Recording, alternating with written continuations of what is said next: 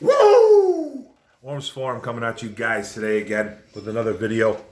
Going to be talking about the linebackers, Jamie Collins and crew. There's not a whole lot to talk about with this linebacker crew, man. It's very, very scarce, very, very weak. I would say last year it was the weakest part of our team. This year it's probably wide receivers because we don't have any now. But this year it's not looking good either with the linebacking crew. We have a lot of guys that are actually free agents as well. But we'll talk some linebackers on this team, and this is my favorite position. This is my favorite position in football. I played it. I loved it. It's just, you're a big part of the game. You're a captain on a defense. It's just a big part of football, obviously. And you always want one or two really good standout linebackers on your squad, and then if you don't, you're going to suffer. You're going to suffer. And the Detroit Lions probably had the worst linebacking unit in all of football last year, in my opinion, and I'm sure a lot of people can agree with me on that one as well. But I'll go over our linebackers. We got Jamie Collins Sr., not a bad linebacker, good linebacker, had over 101 tackles last year, a sack, interception, six pass deflects, 3 forced fumbles, a fumble recovery, 6 tackles for loss, and about 3 quarterback hits. On an island, I would say, didn't have a lot of help. Didn't have that 1B or even that number 2 guy that he could count on. Just in case he couldn't make that play. He was literally on an island, personally to me. Him and Romeo Okwara as a defensive end, but he didn't have that line. He didn't have that another linebacker. That guy that he can always count on. Ray Lewis had Terrell Suggs. Stuff like that. You just didn't see it. You just didn't see a camaraderie with another guy. I know he was a first-year player for the Detroit Lions, and it's hard to kind of get that gel going, to get that chemistry going. But nobody really stood out as that number 2. But then you got Jelani Tavai, and then you got Christian Jones, and you got Reggie Ragland, who's a free agent. You got Jared Davis, another free agent, but Dan Campbell seems to love him. And then you have Miles Killebrew, a free agent who's a special teamer. And then you got Jalen Reeves-Maybin, another free agent who's a special teams contributor as well. So out of all those guys, nobody stepped up. Nobody stepped up to the plate. Nobody helped out Jamie Collins. Jamie Collins, like I said, was kind of on an island. Personally, that's how I feel. You always have to have that another guy. You always have to have that other guy. And Jamie Collins never had it. So we got Collins again this year. And it was his 4th time in his career reaching over 100 plus tackles. So we're going to see what he can do this year. Again, Bob Quinn has put us in a spot where we have 3 or 4 linebackers that are probably going to hit the road. Reggie Ragland, he's your 2-down linebacker. He's your throwback kind of linebacker that's gonna play first and second down primarily. You know what I mean? Most of the time. He's not going to be on the field for 3 downs. He's not a 3-down linebacker. He's your old school throwback. And then you had Christian Jones, who I think is just absolutely terrible. And he's not a 3-down linebacker at all as well. But he probably really never left the field last year, to tell you the truth. And then you got, and then like I said, you have Miles Killebrew and Jalen Reeves-Maybin, who are both free agents and who are both special teamers, who never really stepped up to the plate. Did anything. Played really well on special teams, though. Both of them played really well on special teams, but other than that, you can't really count on them. So then you have the second, and then they had a guy that they added after the season, Dion Hamilton. He's kind of like your speedy linebacker. Played some special teams as well. Smaller guy, about 6'2", 225, 220. I think we got him over from Washington, I believe, and. He's a former Alabama product. Not much starting in the NFL. Started a few games, but he hasn't really accumulated a lot of stats over a short career. But he's young, so who knows? It seems like they're trying to get fast on linebacking crew, which is good, which is something that you do want to see, and I'm okay with that. But other than that, man, they're gonna have to get some help. But when it comes to cuts, there's going to be some guys cuts too. So I expect Christian Jones to be getting cut, man. If he gets cut, it's about a 2.5 million plus savings on that 2021, and then they could even cut Jelani Tavai. I'm not a big Tavai guy. There's other people that are. They like him. They think he was misused. I just think he's a bad linebacker all around. Drafted that guy in the second round out of Hawaii 2 years ago. He's coming into his third year now. He was a guy that literally nobody really had tape on. When he was drafted. It was either ESPN or NFL Network. I can't remember who it was that I was watching. They did not have tape on this guy. They were literally scrambling for tape. Couldn't find it. He was probably a guy that should have got drafted in the 5th, 6th, maybe even a free agent last year or 2 years ago. Maybe even a free agent. But there was no tape on him.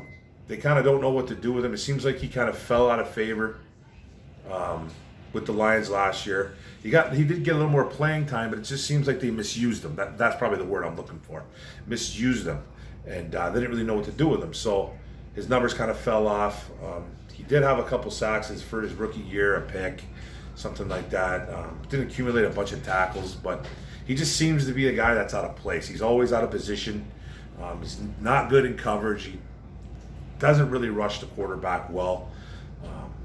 He whiffs on tackles. Now, when this all came out with Aaron Glenn, those guys coming back and becoming the coaches for the Detroit Lions, Aaron Glenn was our DC. He was just saying that he noticed that guys were out of place. Guys looked confused. Didn't know where they were, didn't know what was going on, bunched up in the middle, stacked up, not knowing where to go, looking around, just looking lost and confused. Now, maybe they can get Jelani Tavai going again. He's super cheap. He probably will stick around because we do have a lot of guys that are free agents, and I just don't know what they're going to do with him. I think he's too slow to be a starter. He could be a backup, maybe on a goal line, in a goal line situation. On short downs, stuff like that. But he's a guy that he's not going to run with a run. He's not going to run with a running back. He's not going to run with a tight end. He's not going to be able to do those kind of things, man. He might be able to stuff a hole every now and then as a linebacker, but that's really about it. That seems to be his limitations, in my opinion. But there's a couple guys that they could cut to save some money, but that's for another conversation. Now, there's a couple guys that I like in free agency wise, but there's a couple guys that we're probably going to be probably won't be able to touch them, won't be able to grab them because the money situation. And again, we're going to have to make a bunch of cuts before June, pre-June, post-June, all that. Trades, if they can trade some of these players, which I think is going to be very hard to do, and acquire draft capital and acquire money back on the cap. But a guy like Von Miller could be a possibility from Denver Broncos. He's an outside linebacker. He's been one of the best in the business for long. He's a Hall of Famer, Super Bowl guy. He's still a Bronco, but he's a huge cap relief hit. He's huge for them against the Broncos cap if he's traded or released. And apparently he's been going through some troubles. He's got some personal things going on in his life that there's a possibility that they could trade him or cut him. And he saves the Broncos a ton of money. He saves like about $18 million. He saves them by cutting him. He's due a lot of money this year. And he's 31, 32 years old. He could be a possibility, but he's going to be a lot of money on another team because he's still gonna demand a big contract, even though he's a little bit older. He's still going to demand big money. Then there's a guy like Matt Judon from Baltimore Ravens who will be big money. Bud Dupree from the Pittsburgh Steelers, big money as well. Shaq Barrett, he's looking to break the bank in Tampa Bay. And then Levante David, another Buccaneer. One of those guys are probably going to get re-signed by Tampa anyways. Probably David. And then there's Leonard Floyd from the Rams, who could get signed, but he's a big money deal as well. All could be huge upgrades, but will cost a ton. So who knows? Now, the guys that are probably realistic, Avery Williamson. He was a Jet. He got traded to the Pittsburgh Steelers. He's more inside linebacker, but he could be in possibility. He'll be cheap. And then Jared Davis, who's a Detroit Lion, but is a free agent right now. Dan Campbell, like I said, apparently he's in love with the guy. He says he was very impressed with what he's seen from him, but he said he was misused.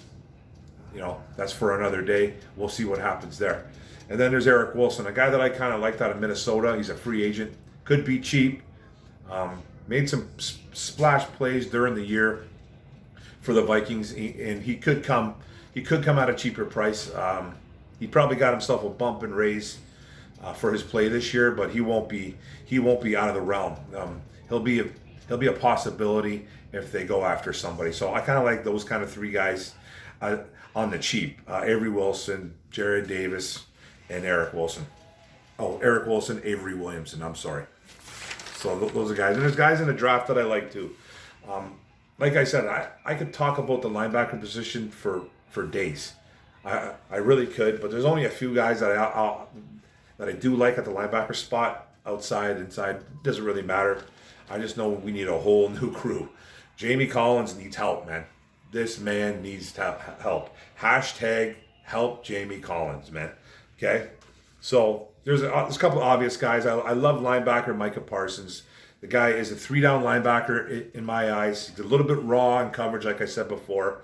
And I'll start talking more about these guys later on. I'm not going to get too much into detail, but this is a guy I do like. He's a 3-down linebacker.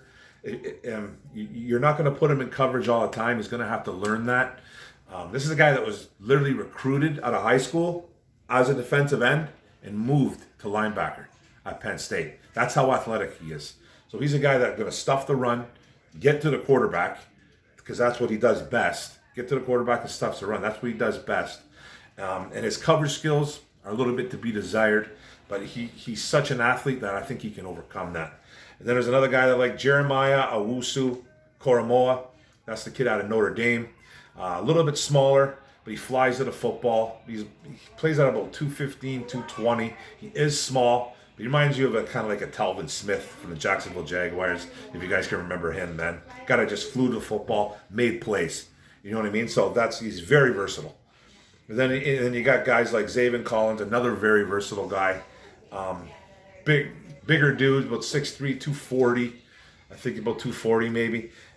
He can kind of do it all. I like him. He's a first-round guy probably, though, but he could slip in the second round.